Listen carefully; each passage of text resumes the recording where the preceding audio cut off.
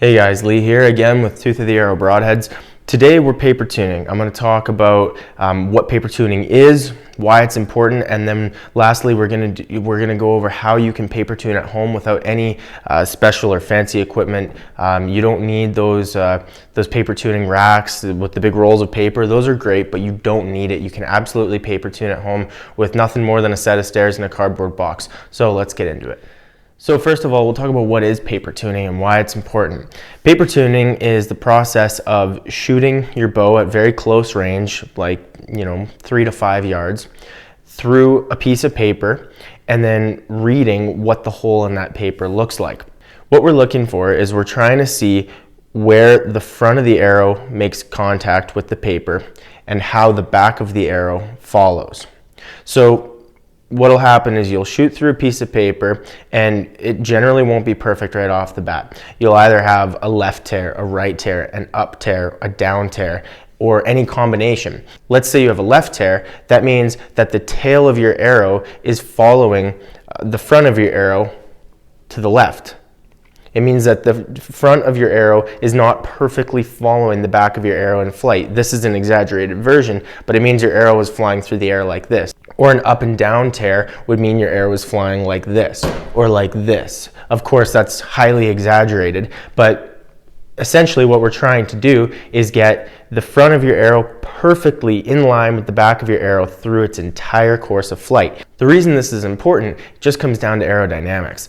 If an arrow is flying like perfectly straight through the air, there's not a lot of resistance. There's nothing that can steer the arrow except for the vanes. They're the biggest piece of resistance on an arrow that is flying properly. And it really becomes important when you start shooting fixed blade broadheads. And that's why we stress paper tuning so much. If you have a paper tuned bow and a properly built arrow, you should be able to stick any or most fixed blade broadheads on the front of your arrow and it will have no issues in flight.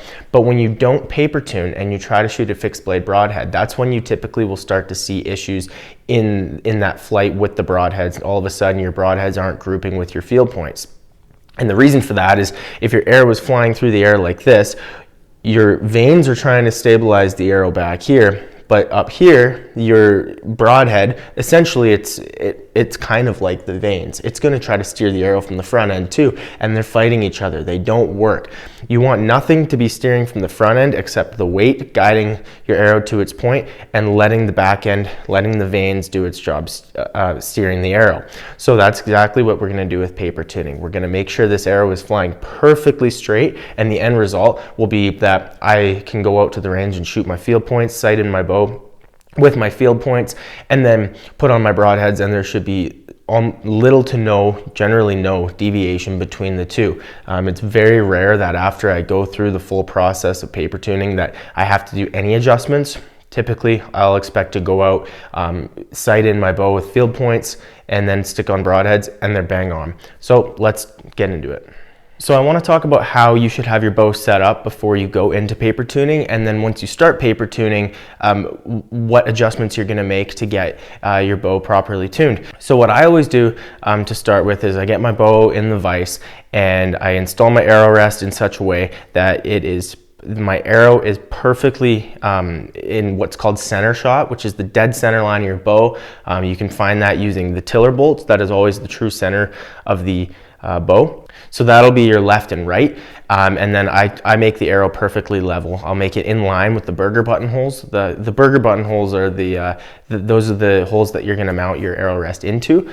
That's a bit more of an old school name for them, but I will line up my arrow perfectly level and in line with the burger button holes. So now you have it leveled and perfectly left and right. And generally this alone with a properly spine match arrow, I shoot through paper, and I would say 3 out of 5 times I have to make 0 adjustments. The other 2, it's one small adjustment and we're done. So that would be how I want you to set your bow up before you start paper tuning, and it's going to make it really easy to paper tune once you've done that. Now let's say you shoot through paper, you get an up-down tear. Well, an up-down tear is the easiest to fix. You're simply going to move your arrow rest up or down to compensate. So that's the process in a nutshell. You're going to shoot through paper. You're going to have probably some combination of a vertical and a horizontal tear. Fix one at a time. Get the vertical sorted out first, and then try solving the horizontal after. You can do the entire thing with arrow rest adjustments. Now, the reason I say to do your vertical first is because if you have a bow that has split yokes, then I want you to never move your arrow rest left or right in the process of paper tuning. This is why I have such a preference of split yokes in a bow when I'm selecting a new bow, and I probably won't get a new bow for a lot of years just because this one checks all the boxes for me. The biggest thing I love about this bow is it has, you can see these both cables end in a split or a Y. Those are called split yoke cables, and what those allow me to do is once my arrow rest is perfectly dead center, I might still shoot through paper and have a left or right tear. Now, it is easy to move the arrow rest left or right to compensate, but if my arrow rest is dead center, then I know that's not the issue. What's happening is that my string is not dead center, and by having these yokes, I can add or remove twists from one side or the other of a yoke and literally move my string left or right. So the way I look at it is, if I know my arrow rest is dead center, and I shoot through paper and there's still a left or right tear, well, I could move my arrow rest to fix it, but to me, it doesn't feel good because I know that my string will be one way and I'm overcompensating with my arrow rest to fix the problem, but it seems like a band-aid solution to me. I want everything to be perfectly in line. So that's why I opt for a bow with split yokes, because it gives me the ability to know that my string is dead center and my arrow rest is dead center, and the paper tuning proves it. Now, not all bows have split yokes, and if you don't, that's totally fine. Your bow is designed to work very well the way it's built, so don't worry about it. Just fix your left and right tears using the arrow rest, moving it left or right. But regardless of what you do, I would say fix your up and down tears first, just by moving the arrow rest up and down, and then worry about your horizontal tear. If you have yokes, do it that way. If you don't have yokes, just do it with the arrow rest. So if you do choose to take the yoke tuning way, if you have the ability, if you have a bow that has split yokes, a right tail on your paper is going to be solved by adding twists to the right yokes. And I would add, depending on how big the tear is, one full twist at a time. When that tear starts getting very small, you can do a half a twist at a time, but it doesn't take much to fix it. And that's the same even with your arrow rest adjustments. Very, very small adjustments will go a long ways. So if you have a right tail, you're going to add twists to your right yokes, and that's going to move your string the correct way. If you have a left tail, you're going to add twists to your left yoke. Now, if you feel like you've added too many twists to one side, and that does happen, you can tell it just starts to look a little over twisted, the same thing can be accomplished by removing twists from the other side. So if you have a right tail, you can add twists to the right side or remove twists from the left side, and it'll do the same thing. Just whatever you do, make sure you do it to the top and bottom, because this will affect your cam timing. By twisting the yokes, you are impacting the length of the cable, so as long as you do the same thing on either one, your cam timing shouldn't be affected. So now I'll show you how you can actually make a paper tuner at home. If you ever go to a bow shop, they have like those big rolls of paper on a stand, and that works really good. It's really nice if you have that, but if you don't want to spend the money, you don't have to buy one of those. I never actually have. I've done this for a lot of years and it always works just fine. So what I do is I just take a cardboard box that has a face about the size of a piece of paper. This is actual paper tuning paper. It tells me my left, right tears or whatever. I actually typically just shoot through the back of it because this gets kind of annoying to me. But all you're going to do is I take a box that's about the size of your sheet of paper. You can use any printer paper or go to the dollar store and get some construction paper, just kind of a stiffer paper than like a notebook paper is what you want. And what I'll do is I just did it before filming here. You cut out a square right around the edges and pop that out. And then I'll take these inside pieces and just fold them back. And then I'll just go in and do a bunch of taping to make the box a bit sturdy. This is just packing tape.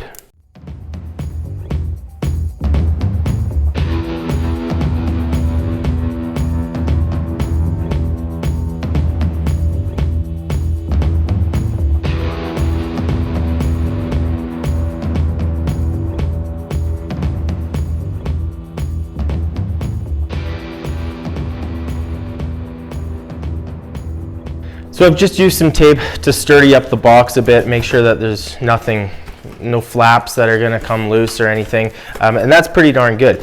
So now what I'll do is I'll just take my paper and I will tape it. You want it to be pretty tight, and I'll just tape it. You don't even need to tape it on all 4 sides, just so long as it won't move when you make impact with it.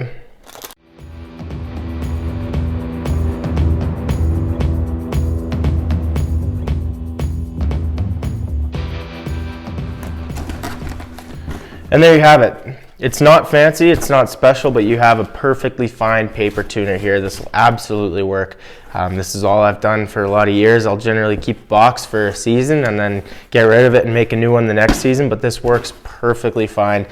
You can just cut off the paper or rip it off and start fresh with a new one anytime you want. So now we'll actually get to the paper tuning.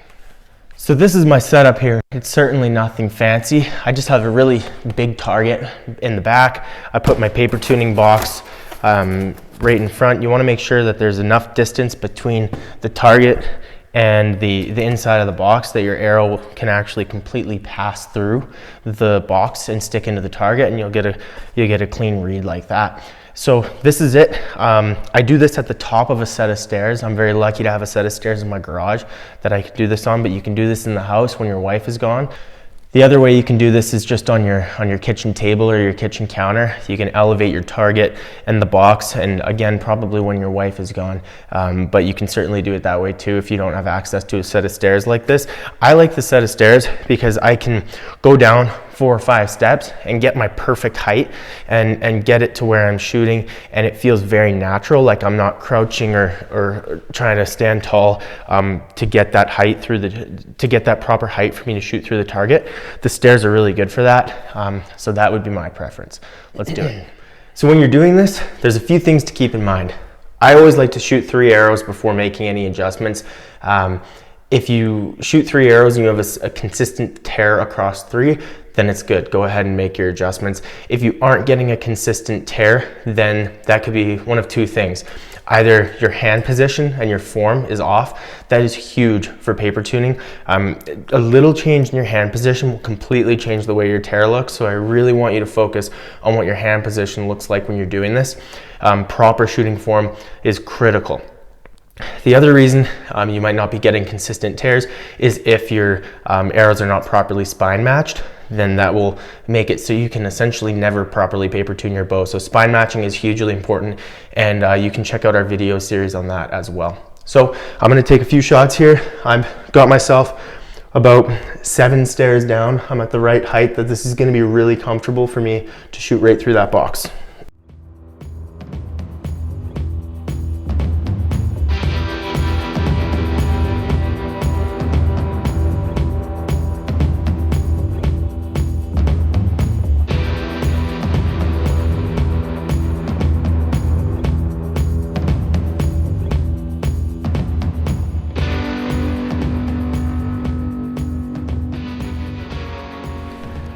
So here's what my tears look like. This was my first shot, my second, my third. They're all quite consistent, and they're not bad. They're pretty darn close to being perfect. So this one's a little bit hard to read. So I'm gonna focus on these 2 because they all, I can tell, are very consistent with the way they tore the paper. And this one particularly is the easiest to read. What I'm seeing here and here, this kind of bigger center circle portion, that's the front of your arrow, and then the cross is the center of the cross is obviously where your veins went through. So this one looks a little better than this one. That's I guarantee just a lapse in my form.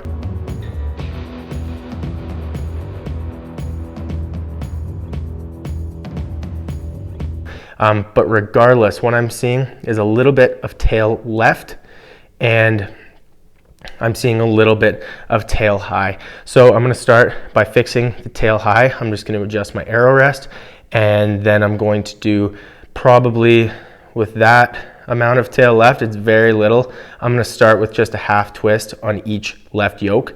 Left tear means add twist to your left yoke, so that's what I'm gonna do.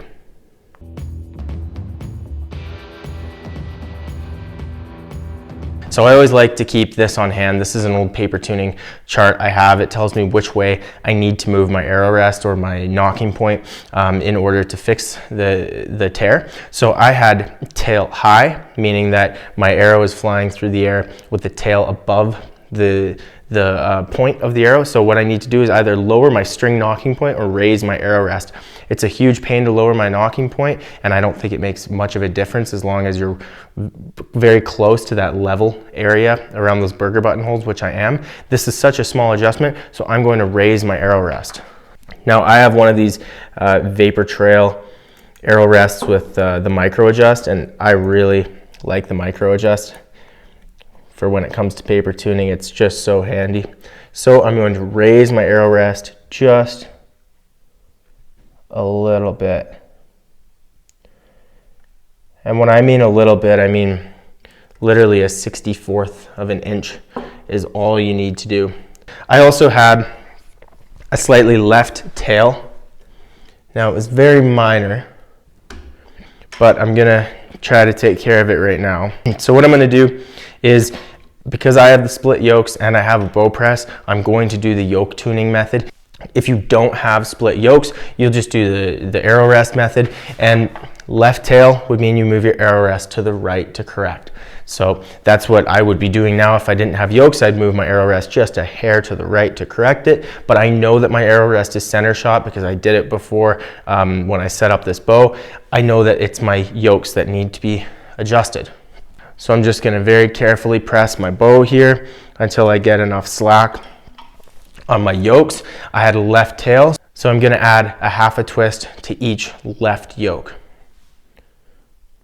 Actually, I think I've changed my mind and I'm going to add a full twist. You can always go back. Okay, there's a full twist added. And if you are doing this with a bow press, whenever you are releasing your bow press, always pull up on your string so that there's tension. Always check all of your string and cable tracks and the loops to make sure they're on their posts, just for safety. And there we go. Let's go shoot it through paper again.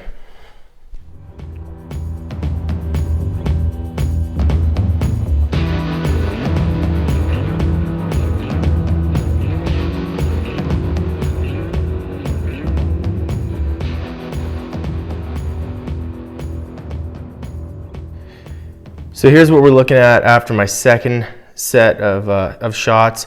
This was my first, my second, and my third. My first one looks really good. I can see that it's just still a touch tail left, but the up and down is perfect, and you can see that tail left definitely came in. A lot of guys would call this good enough. I think we can take it one step further. This was my second shot. It's a little more clear that the tail is just slightly left, but again, the up and down is perfect. This was my last shot. To me, this is perfect. So what I would do in this case, because I want the best accuracy I can possibly get, is I'm going to add one more twist to each of my left yokes, not do anything on the arrow rest up or down, and I'm going to shoot through paper again just to see if I can get 3 holes that look like this. Most guys would call this good enough. If you do, I don't hold it against you at all. You're going to have great broadhead flight if this is what your tears look like. I'm going to take that one extra step, but there's no need to waste your guys' time showing that on video. I'm just going to do the exact same thing I did again. I'm just going to do essentially half the adjustment on the yokes because it does not need to move very much. Well, there you guys have it. That's paper tuning. It's quite a straightforward process. I remember when I started doing it, I would spend literally hours shooting my bow and going through 10 sheets of paper, and I just couldn't figure it out. I think a lot of it came down to my hand position. I think a lot of it came down to me overcorrecting when I was moving my rest or my yokes. So just take things slow, take things logically. Sometimes it does get a little confusing. You know, I have this tear, what do I have to do? What does this mean? You might think back to something you did to your bow early in its setup that gets you overthinking. Just don't overthink it. The paper doesn't lie. Make consistent shots, keep your hand position really stable, and have fun with it. This is a really cool, really fun process. And after this, you're ready to hit the range. And I guarantee if you do a good job on this, you're gonna have a lot of fun at the range when you stick your broadheads on and they fly with your field points. Thanks a lot for watching. If you guys have any questions, comments, or suggestions for future videos, please let us know.